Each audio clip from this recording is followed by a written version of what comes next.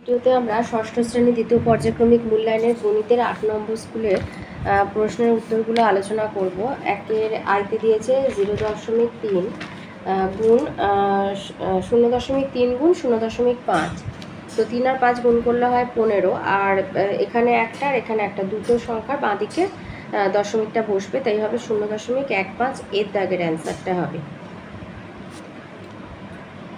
দুয়ে দিয়েছে 7 ডেকামিটার সমান কত ডেসিমিটার।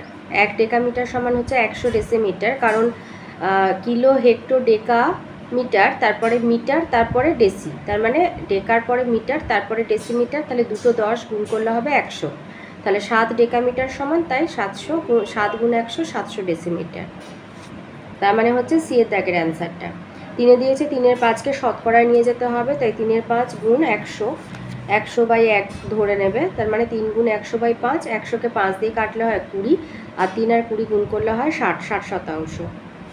5 দিয়েছে যোগফল 4এরটা আছে এ আর বি দুটো বিন্দু যুক্ত করলে হবে এ বি। এর দাগের অ্যান্সারটা সরল রেখাংশ পাবো। এটা হচ্ছে সরল রেখা, এটা রশ্মি এ বি, আর এটা বি এর রশ্মি হবে, তো সেই জন্য এগুলো কোনোটাই হবে না, এ বিটাই হবে। 5 যোগফল নির্ণয় করতে বলেছে +9 আর +2 এর মধ্যে, তো +11 হবে সি এর দাগের অ্যান্সারটা। 6 দিয়েছে দুটো সংখ্যার লসাগু গুণ গসাগু সমান হবে বি এর দাগের অ্যান্সার সংখ্যা দুটির গুণফল। 2 এর আইতে দিয়েছে সরল করো, তো প্রথম বন্ধনীর যোগটা করে নেবো। তো 9 6 15 5, 9 আর 6 যোগ করলে 15, 5 হাতে 1, 2 এর 1 3, আর 15 আর 6 যোগ করলে 21, তার মানে 21.35। এবার 45.85 থেকে 21.35 বিয়োগ দেবো, তাহলে 5 5-এ মিলে যাচ্ছে 0, 8 থেকে 3 বিয়োগ হলে হয় 5, আর 5 থেকে 1 বিয়োগ হলে 4, আর 4 থেকে 2 বিয়োগ হলে 2, তাই 24.50 ভাজিতক 5। এবার 24-এর মধ্যে 5 যাবে 4 বার, 5 4-এ 20, দশমিকটা উঠে গেল 45, 5 9 45, 0 বসিয়ে মিলিয়ে দিলাম, তাহলে 4.90 হবে অ্যান্সার। 2 দিয়েছে 4টি একই রকম বিস্কুটের প্যাকেটের ওজন 12.6 গ্রাম হলে একটা বিস্কুটের প্যাকেটের ওজন কত। তাহলে 4 প্যাকেট বিস্কুটের ওজন হচ্ছে 12.6 গ্রাম, তাহলে এক প্যাকেট, বেশি থেকে একই হিসাব বার করতে গেলে ভাগ করে দিতে হয়, তাই 12.6কে 4 দিয়ে ভাগ করে দেবো। তাহলে 12.6কে যদি আমি 4 দিয়ে ভাগ করি, তাহলে 12 নিয়ে নেবো, 4 3 12 মিলে গেল। এবার দশমিকটা তুলে দিলাম, এখানে বসালাম, 6 নামালাম, 4 1 4, 2, দশমিকের জন্য একটা 0 নিলাম, 4 5-এ 20, তার মানে হচ্ছে 3.15 গ্রাম। তাহলে একটা বিস্কুটের প্যাকেটের ওজন হবে 3.15 গ্রাম।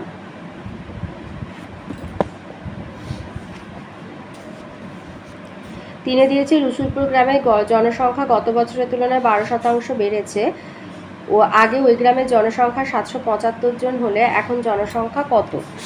তাহলে যা ছিল তার থেকে 12% বেড়েছে, মানে 100 জন হলে এখন হয়েছে 112 জন।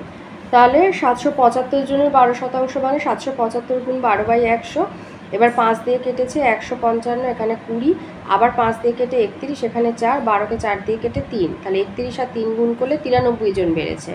মানে গত বছর ছিল 775 জন, এবছর আরও 93 জন বেড়েছে, তাহলে এখন জনসংখ্যা হবে 775 যোগ 93, মানে 868 জন।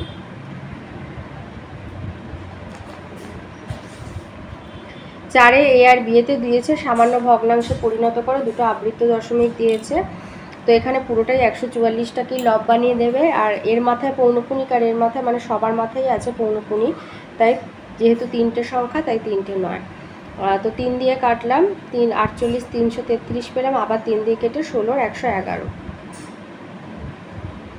আর বিয়ের দাগেরটা এখানে লবটা তৈরি করবার জন্য প্রথমে দশমিক পৌনপুণিক বাদে 3425 লিখে, আর যে দুটো মাথায় পৌনপুণিক নেই 34 বিয়োগ দেবে, আর যেহেতু দশমিকের ডান দিকে দুটো সংখ্যার মাথায় পৌনপুণিক আর একটা নেই, তাই দুটো 9 লিখে একটা 0 দেবে, তার মানে 3391/990।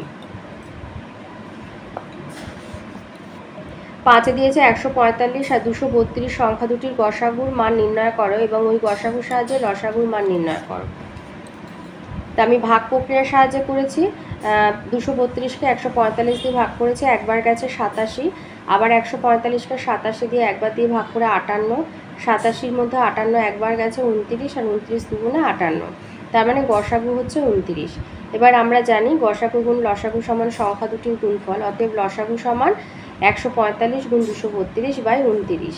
29 5-এ হচ্ছে 145, তাহলে 232 গুণ 5 সমান হচ্ছে 1160।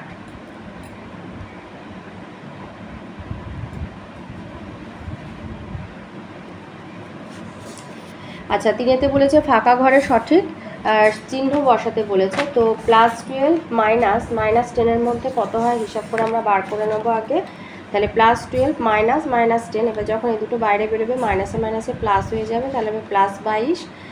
আবার ফাঁকা ঘরের ডান দিকে যেটা ছিল -9 +3, তার মানে -9 +3 -6, তাহলে +22 -6-এর থেকে অবশ্যই বড় হবে, তাই এই চিহ্নটা বসবে এবং সেজন্য ফাঁকা ঘরে এই চিহ্নটা বসবে। 2 আছে সরল করতে বলেছে, +25 +-16 ++12, এবার সব বন্ধনী থেকে বের করলাম, +25 -16 +12। এবার এই দুটো যোগ করে হচ্ছে +37 মানে 37 বিয়োগ -16। তো প্লাস মাইনাস অবশ্যই বিয়োগ করবে, আর যেহেতু 37 বড় তার আগে প্লাস আছে তাই প্লাস বসবে, আর 37 থেকে 16 বিয়োগ হলে হবে 21, তাহলে +21। 4-এর কত দিয়েছে, হালদারপাড়ার মোড়ে রামেনবাবু ব্যাগের দোকান, এই সপ্তাহে ব্যাগ বিক্রি তালিকা তৈরি করা হলো। তো সোম থেকে শনি ব্যাগ বিক্রির সংখ্যা দিয়েছে, এটা একটা স্তম্ভচিত্রের মাধ্যমে দেখাতে বলেছে।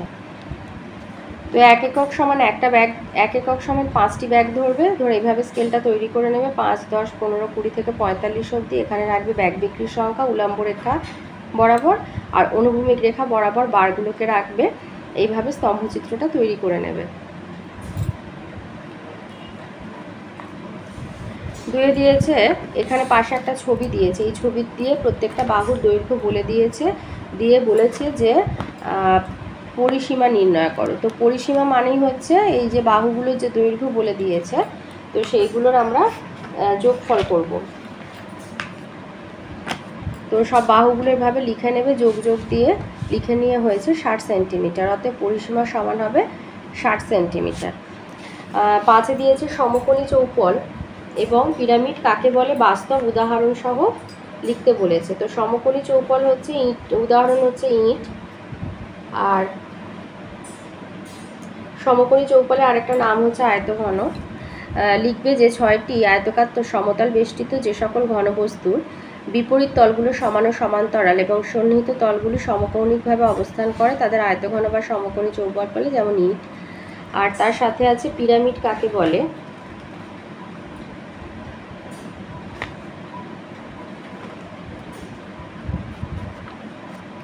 পিরামিডে সংজ্ঞাটা লিখবে যে সমতলীয় বহুভুজাকার পাদদেশ বিশিষ্ট এবং ত্রিভুজাকৃতি সমতলীয় পার্শ্বতল বেষ্টিত যে সমস্ত ঘনবস্তুর পার্শ্বতলগুলি একটি সাধারণ বিন্দুতে মিলিত হয় তাদের পিরামিড বলে, যেমন মিশরের পিরামিড। এটা হচ্ছে বাস্তব উদাহরণ। তো এই ছিল আজকের আমাদের ষষ্ঠ শ্রেণী দ্বিতীয় পর্যায়ক্রমিক মূল্যায়নের গণিতের 8 নম্বর স্কুলের প্রশ্নের উত্তরগুলো।